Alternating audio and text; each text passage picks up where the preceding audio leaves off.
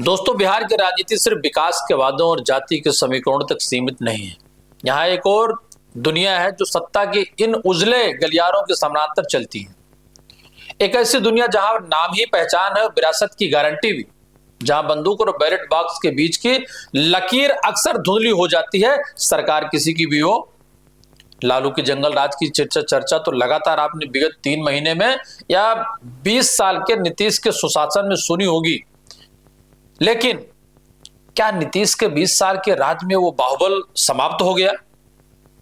बाहुबली क्या समाप्त हो गए, या उनका महिमा मंडन पार्टियों का खाली बदलाव हुआ है? क्योंकि चुनाव के दौरान भी आपने गोलियां देखी होंगी, हत्याएं देखी होंगी, जेल जाना देखा होगा, गुंडाई भी देखी होगी। 2025 के चुनाव ने एनडीए को प्रचंड बहुमत तो दिया, लेकिन इसने बिहार के राजनीति के उस पन्ने को भी फिर से खोल दिया जिसे पलटने की कोशिश दशकों से हो रही है। सीवान से लेकर मोकामा तक 2 ऐसे नाम उभरे जिन्होंने एक बार फिर ये सवाल खड़ा कर दिया कि क्या बिहार आज भी अपने अतीत के जंजीरों में जकड़ा हुआ है। एक तरफ शहाबुद्दीन का बेटा ओसामा साहब और दूसरी तरफ छोटे सरकार आनंद सिंह। नमस्कार, मैं मनोज मिश्रा, आप देख रहे हैं यूनाइटेड भारत, और आज हम उतरेंगे बिहार की राजनीति की उन गहरी खाइयों में जहां बाहुबल और जनादेश एक दूसरे से आंख मिचोली बराबर करते रहे। आज हम समझेंगे कि यह क्यों 21वीं सदी की इस दौर में भी सिवान और मोकामा की जनता विकास के वादों पर नहीं बल्कि बाहुबल की विरासत पर मुहर लगाती रही।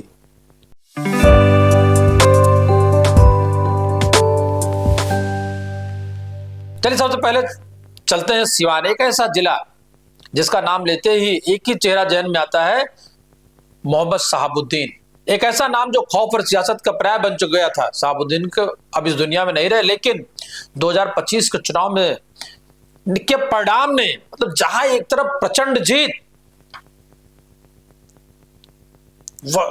वहीं दूसरी तरफ अगर हम बात कर लें जहां 25 सीटों पर राजद सिमटती है, लेकिन सिवान में आज भी साहेब का सिक्का चलता है।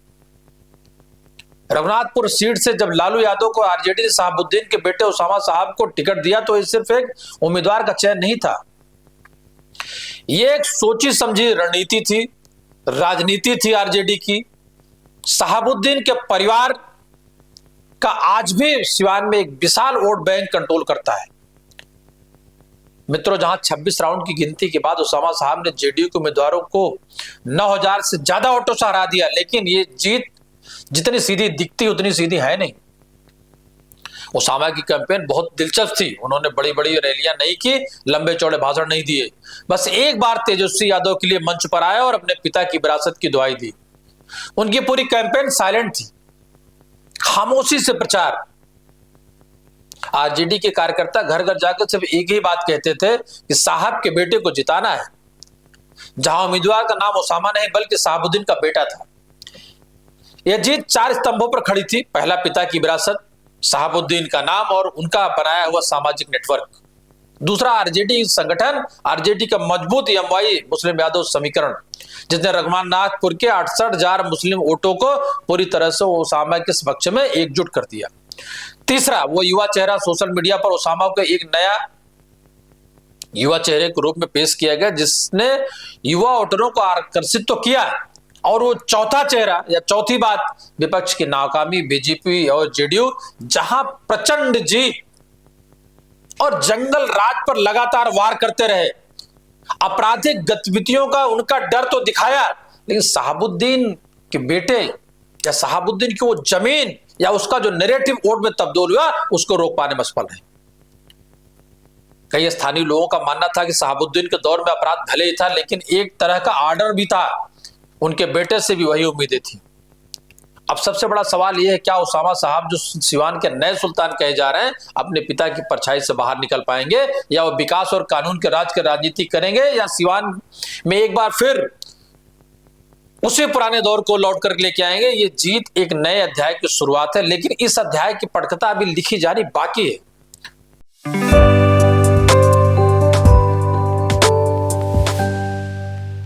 छोटे सरकार का जलवा, जेल से मोकामा का किंग कौन।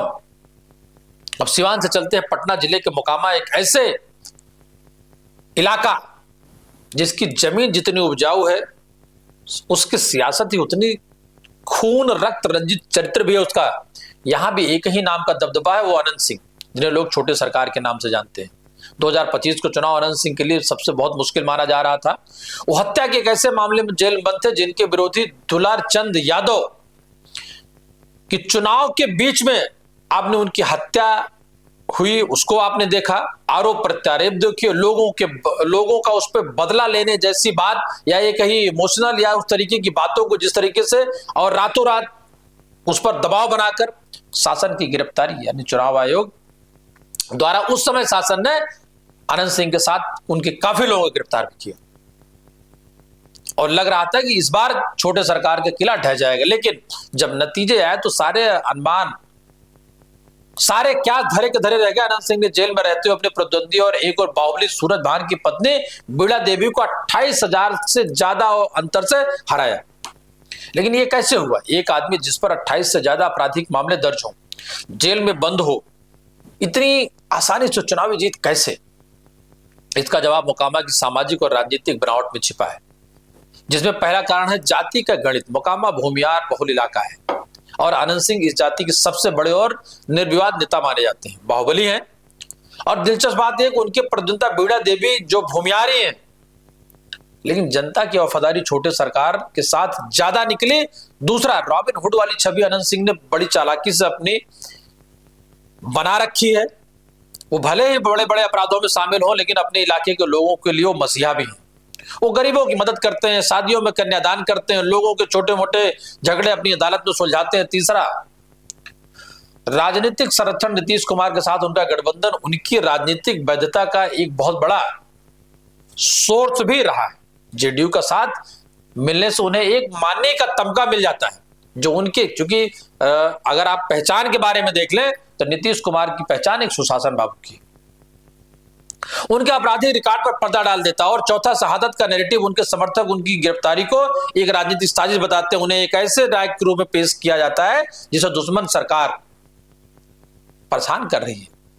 इससे उन्हें जनता की सहानुभूति मिलती, जो वोटों में तब्दील हो जाती है। आनंद सिंह की जीत ये दिखाती है कि बिहार के कुछ इलाकों में आज भी स्टेट की मशीनरी से ज्यादा एक बाहुबली का सिस्टम काम करता। दो दांड़ आपको दिया गया, सिवान और मोकामा। यहां लोगों को थाने या कोर्ट से ज्यादा भरोसा छोटे सरकार पर है। उन्हें सुरक्षा की गारंटी वहां की कानून व्यवस्था पुलिस के बदले अनंत सिंह पर है।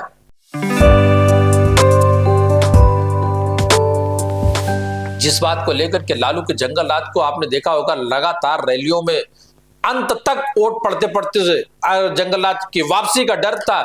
तो मित्रों, पूछना है कि उस जंगल राज के डर में इन दोनों के लिए आप क्या कहना चाहेंगे? चाहे ओसामा साहब हो, चाहे अनंत सिंह हो, ये दोनों नाम बिहार की क्या उस जंगल राज की शोभा बढ़ा रहे हैं, या 2025 की विधानसभा के अप्रत्याशित परिणाम और नीतीश कुमार की सुशासन की सरकार की क्या शोभा बढ़ाएंगे? या इनका दोनों का जीत के जाना, इनकी लोकप्रियता या लोगों में डर, या बंदूक या बैलेट का डर? ओसामा को विरासत में एक नई बनी बनाई सल्तनत तो मिली है, जिसे उन्हें अब चलाना सीखना है। वही अनंत सिंह खुद अपनी बाहुबल की सल्तनत खड़ी की है और उसे दशकों से सफलतापूर्वक चला भी रहे हैं। पड़ोसी राज्य, अगर उत्तर प्रदेश की बात कर लें तो योगी के नेतृत्व में जिस तरीके से बाहुबलियों का खात्मा आपने देखा है, तो सुशासन पर यह सवाल क्यों नहीं उठे? और अब तो नंबर 1 की पार्टी वहां भारतीय जनता पार्टी है। इन दोनों की जीत एक खतरनाक ट्रेंड की ओर इशारा करती है, दिखाती है कि मुख्य धारा की पार्टियां, चाहे आरजेडी हो, जेडीयू हो, भारतीय जनता पार्टी हो या कोई अन्य भी हो, सत्ता के ऐसे बाहुबली खुद तो जीतते हैं, माननीय बनते हैं और अपने जिनके साथ रहते हैं उनकी मदद भी करते हैं।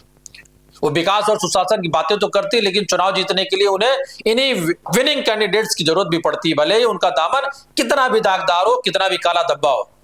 जब तक जनता को पुलिस और न्याय की व्यवस्था से ज्यादा भरोसा इन बाहुबलियों पर रहेगा, तब तक पार्टियां टिकट बांटते समय उम्मीदवारों को जिताऊ होने के चरित्र से ज्यादा उसी बात का महत्व देती है कि चरित्र कैसा भी हो, केस कितने भी हो, मुकदमे कितने भी हो, हत्याएं बलात्कार कितने भी केस चल रहे हो, लेकिन अगर वो जीत सकता बाहुबली है तो हम उसको अपना माननीय बनाएंगे।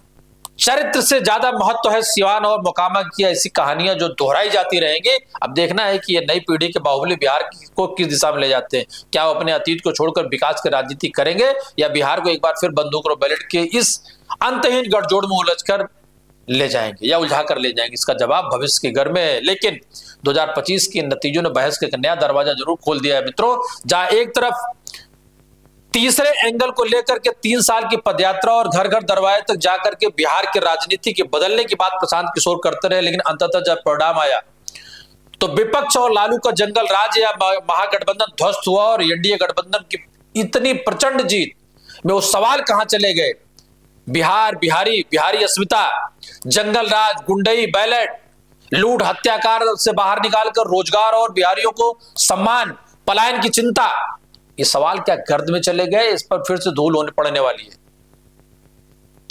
आने वाले लोकतंत्र के लिए क्या खतरा है या जमीनी हकीकत एक और मजबूरी, हमें कमेंट बॉक्स में आप जरूर बताएं।